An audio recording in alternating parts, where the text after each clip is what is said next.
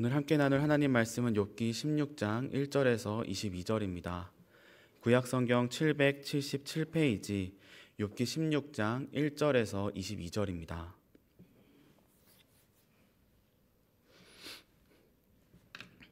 저부터 한 절씩 교독하겠습니다. 욥이 대답하여 이르되 이런 말은 내가 많이 들었나니 너희는 다 재난을 주는 위로자들이로구나. 헛된 말이 어찌 끝이 있으랴. 내가 무엇에 자극을 받아 이같이 대답하는가. 나도 너희처럼 말할 수 있나니 가령 너희 마음이 내 마음 자리에 있다 하자. 나도 그럴듯한 말로 너희를 치며 너희를 향하여 머리를 흔들 수 있느니라. 그래도 입으로 너희를 강하게 하며 입술의 위로로 너희의 근심을 풀었으리라. 내가 말하여도 내 근심이 풀리지 아니하고 잠잠하여도 내 아픔이 줄어들지 않으리라. 이제 주께서 나를 피로하게 하시고 나의 온 집안을 패망하게 하셨나이다. 주께서 나를 시들게 하셨으니 이는 나를 향하여 증거를 삼으심이라. 나의 파리한 모습이 일어나서 대면하여 내 앞에서 증언하리이다. 그는 진노하사 나를 찢고 적대시하시며 나를 향하여 이를 갈고 원수가 되어 날카로운 눈초리로 나를 보시고 무리들은 나를 향하여 입을 크게 벌리며 나를 모욕하여 뺨을 치며 함께 모여 나를 대적하는구나. 하나님이 나를 악인에게 넘기시며 행악자의 손에 던지셨구나.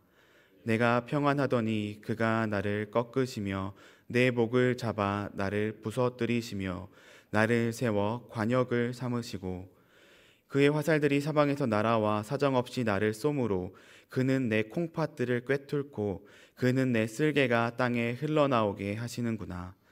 그가 나를 치고 다시 치며 용사같이 내게 달려드시니 내가 굵은 배를 꿰매어 내 피부에 덮고 내 뿔을 티끌에 더럽혔구나. 내 얼굴은 울음으로 붉었고 내 눈꺼풀에는 죽음의 그늘이 있구나. 그러나 내 손에는 포학이 없고 나의 기도는 정결하니라. 땅아 내 피를 가리지 말라. 나의 부르짖음이 쉴 자리를 잡지 못하게 하라. 지금 나의 증인이 하늘에 계시고 나의 중보자가 높은 데에 계시니라.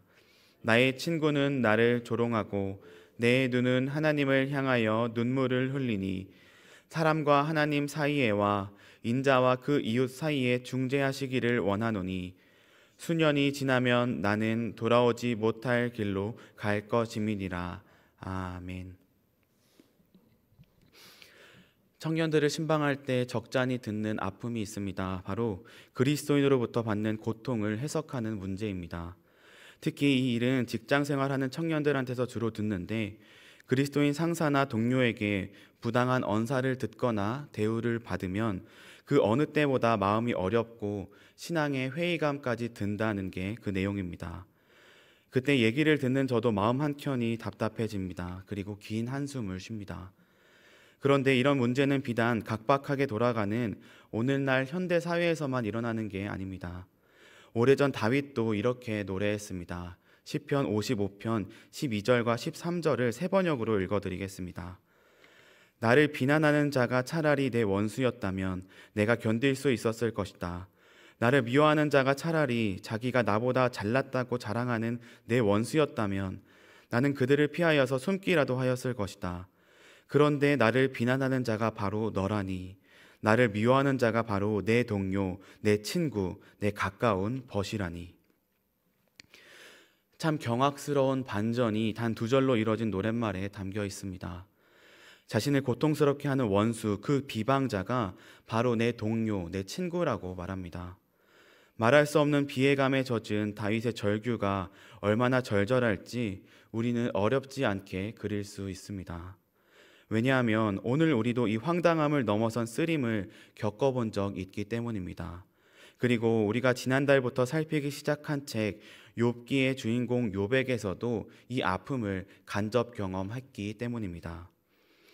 욥기는 욥이 의인이라는 하나님의 선언으로 시작합니다. 그런데 이 욥에게 그의 죄 때문이 아닌 그저 하나님의 용인으로 인한 재난이 들이닥칩니다.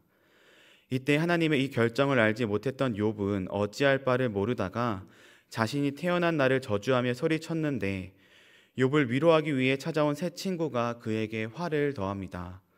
내가 마땅히 벌 받을 만한 일을 했으니 이런 것 아니겠냐며 말입니다. 그러니 어서 회개하라고까지 처방을 줍니다. 당연히 욥은 억울합니다. 그래서 친구들에게 항변했습니다.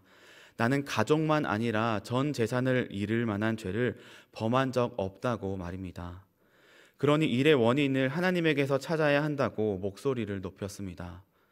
하지만 친구들은 욥이 이제 신성모독까지 한다며 그를 나무랍니다. 그들이 보기에 욥은 중증 환자여서 처방도 필요 없습니다. 그래서 욥과 새 친구의 대화가 한 바퀴 돌자 친구들 입에서 회개하라는 말이 사라졌습니다. 대신 내게 이 징벌은 마땅하다라며 비수를 휘두릅니다. 이렇게 새 친구 중 연장자인 엘리바스가 자신의 두 번째 말을 마치자 욥이 입을 엽니다. 오늘 본문은 욥의 두 번째 항변입니다. 본문 1절과 2절이 이렇습니다. 욥이 대답하여 이르되 이런 말은 내가 많이 들었나니 너희는 다 재난을 주는 위로자들이로구나. 욥은 엘리바스만 아니라 마주한 새 친구에게 말합니다. 이미 숱하게 들은 말들을 지금 또 들어서 전혀 새로울 게 없다고 말입니다. 그리고 이제 욥도 친구들을 향해 감정을 숨기지 않습니다. 너희는 다 재난을 주는 위로자들이로구나. 사실 이 말은 형용모순입니다. 위로자는 상대의 어려움에 공감하고 마음을 보듬어 안아주는 사람입니다. 그러나 지금 친구들은 자신들을 욥의 상황을 이해하고 유익한 충고를 건네는 위로자로 여기면서 실제로는 욥을 죄인이라 단정짓고 상처 부위에 소금을 뿌리고 있습니다. 욥은 이 점을 콕 집어 친구들이 잘못됐다고 꼬집습니다. 친구들을 향한 욥의 말은 이렇게 더 이어집니다. 본문 4절과 5절입니다. 나도 너희처럼 말할 수 있나니 가령 너희 마음이 내 마음 자리에 있다 하자. 나도 그럴듯한 말로 너희를 치며 너희를 향하여 머리를 흔들 수 있느니라. 그래도 입으로 너희를 강하게 하며 입술의 위로로 너희의 근심을 풀었으리라. 사실 욥은 친구들이 내세운 원리에 동의했습니다. 욥도 하나님을 경외하는 데 둘째가라면 서러울 지혜자입니다. 당연히 그도 죄인에게 벌이 있고 의인에게 상이 있다라는 인과응보 신학을 믿었습니다. 그래서 욥은 자신도 친구들과 같은 입장이었다면 욥과 같이 고통 중인 상대에게 비슷한 말을 했을 거라고 말합니다. 다만 자신이라면 거기서 그치지 않고 위로의 말까지 했을 것이라며 지금 핵심을 놓친 친구들을 한 번 더 꼬집습니다. 그리고 여기까지 친구들에게 서운한 마음을 쏟아낸 욥은 이렇게 혼자 되냅니다. 본문 6절입니다. 내가 말하여도 내 근심이 풀리지 아니하고 잠잠하여도 내 아픔이 줄어들지 않으리라. 지금 욥의 심정이 어떤지가 이 대목에 아주 잘 나옵니다.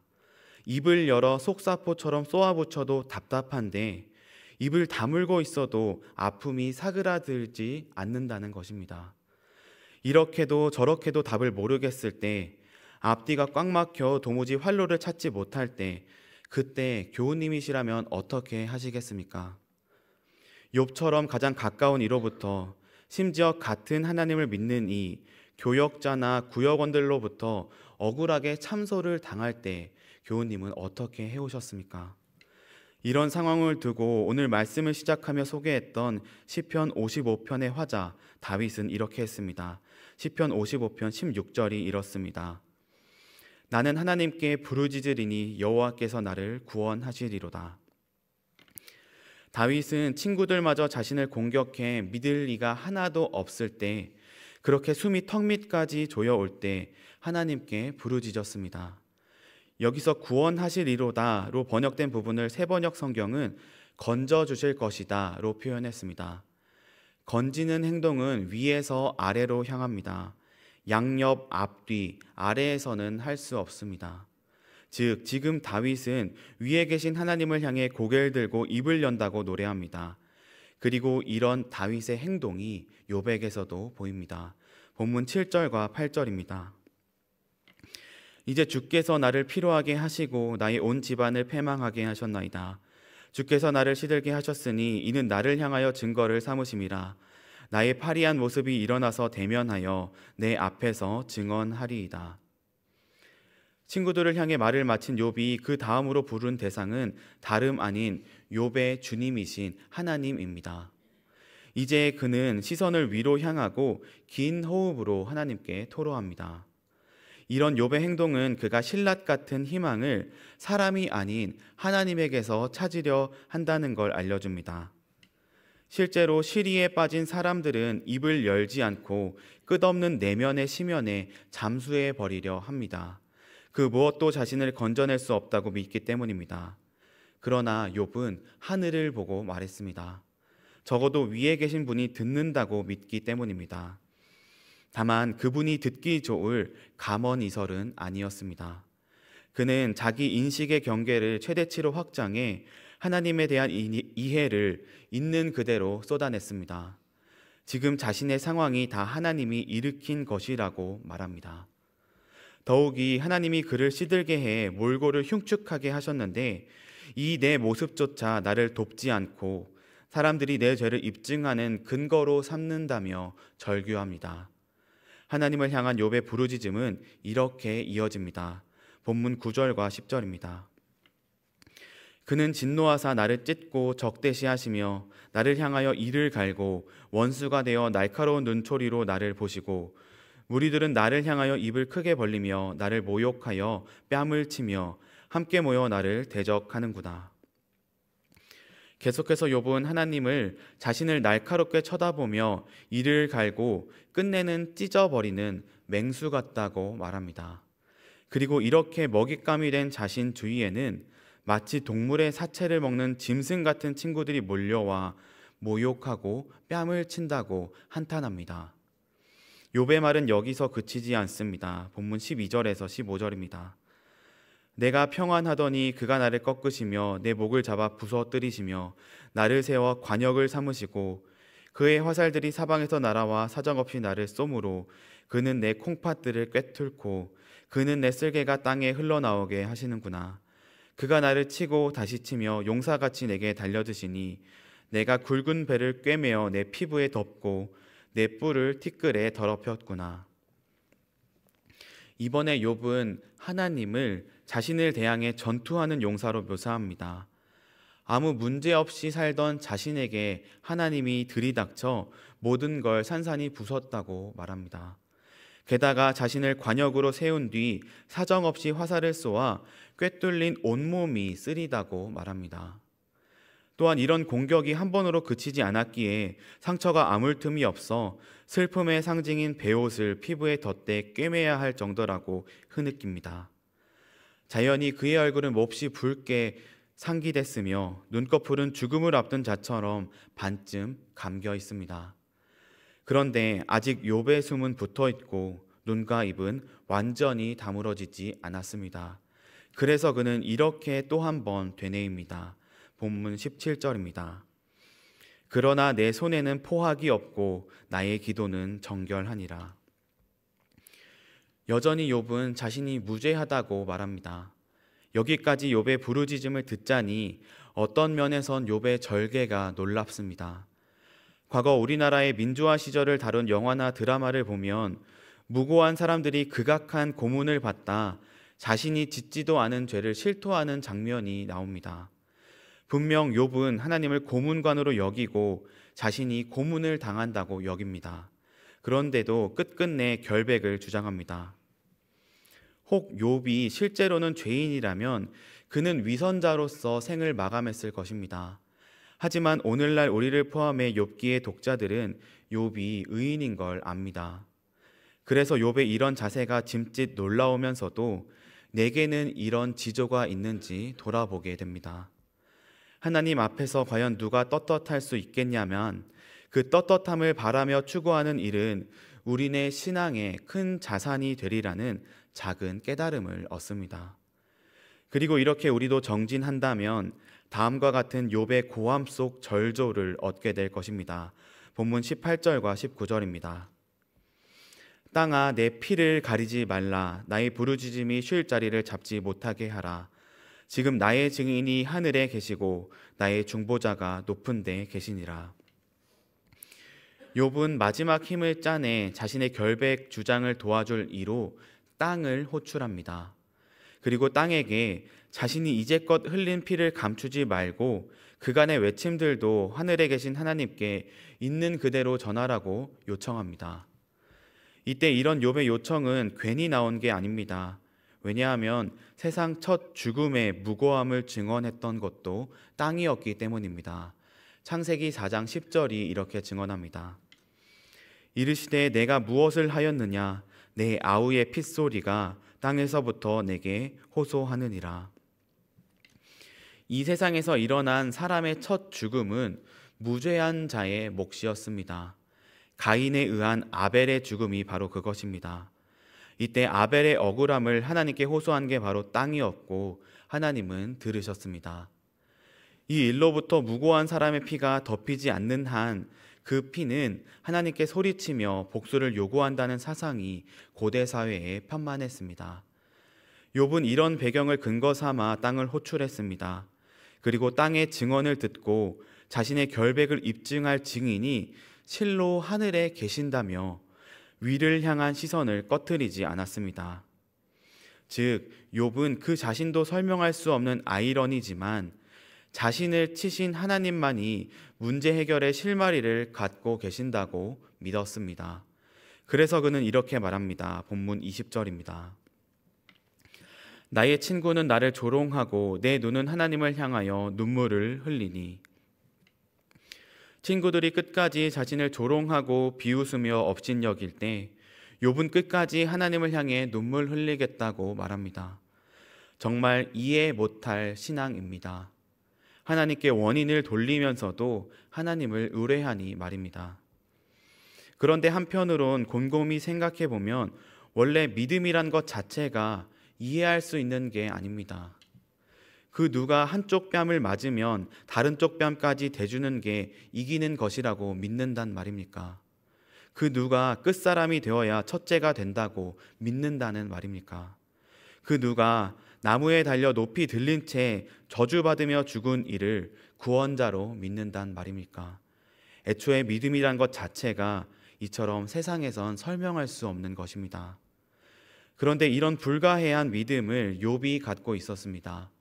그리고 이 믿음을 통해 그는 고통 중에 인내했고 끝내 다시 한번 하나님으로부터 너는 참 의인이라는 영광의 신분을 공인받습니다. 그래서 오늘 본문은 독자인 우리를 이렇게 초청합니다. 하늘에 계신 욥의 증인이 우리 증인이 되시며 우리의 고함을 듣고 계시니 어떤 고난 중이라도 하나님께 소리치자고 말입니다. 그리고 이를 위해 문제가 일으키는 거센 폭풍 중에 있을지라도 그 한가운데서 마치 태풍의 눈처럼 고고히 우리를 향한 시선을 거두지 않으시고 우리를 반드시 건져내실 그분을 향해 활짝 창문을 열라고 말입니다. 그런데 혹 교우님 중 이미 수없이 그렇게 했는데도 여전히 바뀌는 게 없다고 언제까지 소리쳐야 하냐고 반문하는 분을 위해 한 가지 이야기를 덧붙이겠습니다. 본문의 욥은 마침내 하늘에 계신 증인이 자신이 피고로 서서 난도질 당하는 법정에 찾아와 자신을 위해 증언해 주심을 경험했습니다. 다만 그렇다고 욥의 외침과 질문이 다 사라진 건 아니었을 것입니다. 왜냐하면 그렇다고 그가 잃은 자녀들이 살아 돌아온 건 아니기 때문입니다. 그래서 그 이후로도 욥은 긴 시간을 더 살면서도 하나님께 시시때때로 소리치며 답을 구했을지 모릅니다. 그런데 성경에 직접 나타나진 않지만 욥의 질문이 비로소 사라진 때를 우리는 알 수 있습니다. 그리고 거기서 우리는 오늘 우리가 언제까지 소리쳐야 할지에 대한 답을 얻을 수 있습니다. 욥이 나이가 차서 죽고 난 뒤 오랜 시간이 흘러 하나님 곁에서 한 놀라운 광경을 목격합니다. 바로 하늘에 계신 그의 증인이 사람이 되시는 걸 말입니다. 자신이 저주했던 태어남을 스스로 선택하시는 걸 말입니다.